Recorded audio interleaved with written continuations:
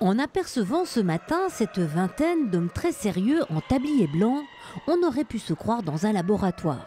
Tous ces juges très concentrés ont pour mission de désigner le plus beau spécimen de chaque variété de ces quelques 1500 animaux de basse-cour rassemblés dans le parc à mitraille de Cours-Saint-Étienne. Pourquoi est-ce que la poule que vous avez en main est un beau spécimen? Elle a un très beau type, une très bonne masse. La couleur de fond est suffisamment régulière. Donc c'est une fauve d'OSB, une volaille quasi en voie d'extinction. Tous ces animaux dans leur catégorie sont des pur sang.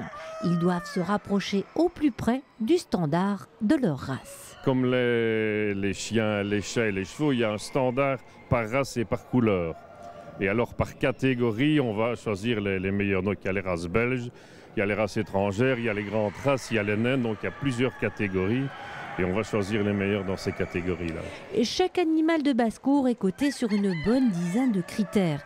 Les juges les connaissent sur le bout des doigts pour les avoir étudiés pour passer l'examen officiel de juge en élevage avicole et cunicole. Il y a des examens à passer, des examens théoriques et pratiques. Un examen, donc je veux dire général, concernant la biologie, sur les oiseaux, le règlement des expositions, toute la partie vétérinaire aussi. Et puis alors, il y a par race un examen théorique et un pratique. C'est un très bon sujet. Il a un tout petit défaut. L'oreille ici pourrait être un peu mieux collée l'une contre l'autre.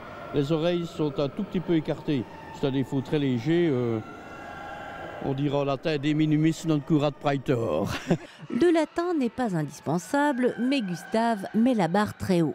Il est le doyen des juges, un expert parmi les experts. Pour lui, mis à part les connaissances théoriques, rien ne vaut l'expérience.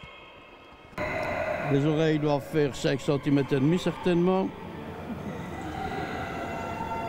Je suis pas loin, hein, 5,4 donc. Mais c'est un principe en mathématiques qu'on doit toujours estimer et puis vérifier. Et pour être un bon juge, il faut, pour bien faire, être soi-même éleveur, ce qui demande un temps considérable.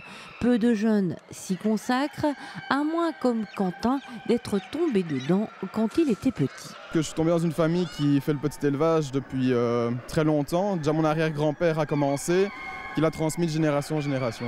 Qu'est-ce qui te plaît? Le contact avec les animaux, c'est une première chose. Après, c'est le challenge de trouver, du travailler pour avoir le plus bel animal, entre guillemets. Il est à souligner que grâce à ces passionnés, de nombreuses races subsistent, alors qu'elles seraient amenées à disparaître pour faire place aux variétés d'élevage purement commerciales.